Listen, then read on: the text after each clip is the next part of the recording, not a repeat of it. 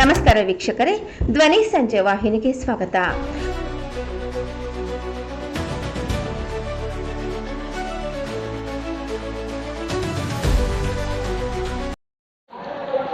ನಾವು ಮಂಡ್ಯ ಜಿಲ್ಲೆಯಿಂದ ಪಾಂಡವಪುರ ತಾಲೂಕಿಂದ ಬಂದಿದ್ದೀವಿ. ನನ್ನ ಹೆಸರು ಲಯನ್ ಜೈರಾಮ್ ಅಂತ, ಗುತ್ತಿಗೆದಾರ. ಇವತ್ತು ನಿಮ್ಮ ಮಾಧ್ಯಮದವ್ರ ಮೂಲಕ ನಾನು ತಿಳಿಸೋದು ಏನಂತಂದ್ರೆ, ಈಗಾಗಲೇ ನೋಡ್ತಾ ಇದ್ದೀರಾ, ಇವತ್ತು ಗುತ್ತಿಗೆದಾರರು ಕೆಲಸಗಳನ್ನ ಮಾಡಿ ಇವತ್ತು ಅವರ ಗಿರಿವೆಯನ್ನ ಇಟ್ಟು ಸಾಲ ಮಾಡಿ 5% 10%ಗೆ ಸಾಲ ಮಾಡಿ 2 ರಿಂದ 3 ವರ್ಷ ಆಗಿದೆ. ಇವತ್ತು 37,000 ಕೋಟಿ ನಮ್ಮ ರಾಜ್ಯದಲ್ಲಿ ಗುತ್ತಿಗೆದಾರರ ಒಬ್ಬನಿಗಲ್ಲ, ಎಲ್ಲಾ ಗುತ್ತಿಗೆದಾರರಿಗೂ ಕೂಡ ಬರಬೇಕು. ಇವತ್ತು ಗುತ್ತಿಗೆದಾರರುಗಳು ವಿಷ ಕುಡಿಯುವಂತ ಒಂದು ಸನ್ನಿವೇಶ ಉಂಟಾಗಿದೆ. ತಮ್ಮ ಮಕ್ಕಳಿಗೆ, ತಮ್ಮ ಹೆಂಡತಿಗೆ ಎಲ್ಲ ಆತ್ಮಹತ್ಯೆಗಳ ಮಾಡ್ಕೋಬೇಕು ಅನ್ನೋ ಒಂದು ನಿಟ್ಟಿಗೆ ಇವತ್ತು ಗುತ್ತಿಗೆದಾರರು ಹೋಗಿದ್ದಾರೆ. ದಯಮಾಡಿ ನಮ್ಮ ಕರ್ನಾಟಕ ಸರ್ಕಾರ ಏನಿವತ್ತು 37,000 ಕೋಟಿ ಹಣವನ್ನ ಬಿಡುಗಡೆ ಮಾಡಬೇಕು, ಮಾಡಿದ್ರೆ ಅವ್ರ ಮಕ್ಕಳುಗಳು ಉಳ್ಕತ್ತಾರೆ, ಅವ್ರು ಉಳ್ಕತ್ತಾರೆ, ಔಷಧಿ ಕುಡಿಯಂತ ಸನ್ನಿವೇಶ ಉಂಟಾಗೋದಿಲ್ಲ. ಅದರಿಂದ ದಯಮಾಡಿ ನಮ್ಮ ಎಲ್ಲಾ ಗುತ್ತಿಗೆದಾರರ ಮೂಲಕ ನಾನು ಏನಿದೆ ಬಾಕಿ ಇದೆ ಅದನ್ನ ನೀವು ಪಾವತಿಸಿದ್ರೆ ಮುಂದಿನ ದಿನಗಳಲ್ಲಿ ಕೆಲಸಗಳನ್ನ ಮಾಡ್ತಾರೆ. ಇವತ್ತು ಪ್ರತಿ ವಿಚಾರದಲ್ಲೂ ಸಾಲ ಕಟ್ತಾರ ನಾವು, ರೋಡ್ಗಳು ಮಾಡ್ತಾರ ನಾವು, ಡ್ರೈನ್ಗಳು ಮಾಡ್ತಾರ ನಾವು, ವಾಟರ್ ಸಪ್ಲೈ ಮಾಡ್ತಾರ ನಾವು.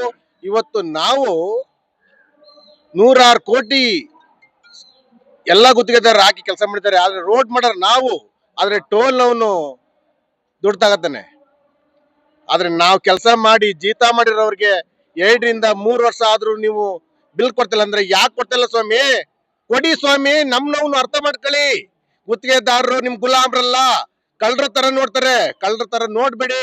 ನಾವು ಸಾಲ ಮಾಡಿ, ಸೂಲ ಮಾಡಿ, ಒಡವೆ ಗಿರಿ ಇಟ್ಟು ಕೆಲಸಗಳನ್ನ ಮಾಡ್ತಾ ಇದೀವಿ. ದಯಮಾಡಿ ನಮ್ಮ ಎಲ್ಲಾ ಗುತ್ತಿಗೆದಾರ ಪರವಾಗಿ ನಾನು ಕೇಳ್ಕೊತಾ ಇದ್ದೀನಿ, ದಯಮಾಡಿ ಕೈ ಮುಗಿ ಕೇಳ್ಕೊತಾ ಇದ್ದೀನಿ, ಎಲ್ಲರೂ ಕೂಡ ಬಿಲ್ ಪಾವತಿ ಮಾಡ್ಬೇಕಂತ ನಾನು ಸರ್ಕಾರಕ್ಕೆ ಮನವಿ ಮಾಡ್ತಾ ಇದ್ದೀನಿ. ಸರ್, ಲಯನ್ ಜೈರಾಮ್, ಮಂಡ್ಯ ಜಿಲ್ಲೆ ಪಾಂಡವಪುರ ತಾಲೂಕು, ಲಕ್ಷ್ಮೀ ಸಾಗರ. ಗುತ್ತಿಗೆದಾರರಾಗಿ ಕೆಲಸ ಮಾಡ್ತಾ ಇದ್ದೀನಿ. ಮಂಡ್ಯ ಜಿಲ್ಲೆ ಪಾಂಡವಪುರ ತಾಲೂಕಿಂದ ಮೈಸೂರಿಗೆ ಬಂದಿದ್ದೀವಿ. ಇಲ್ಲಿ ಏನು ವಿಚಾರಕ್ಕೆ ಬಂದಿದ್ದೀವಿ ಅಂದರೆ, 3,750 ಕೋಟಿ ಗುತ್ತಿಗೆದಾರರ ಹಣವನ್ನು ಕೊಡಬೇಕು.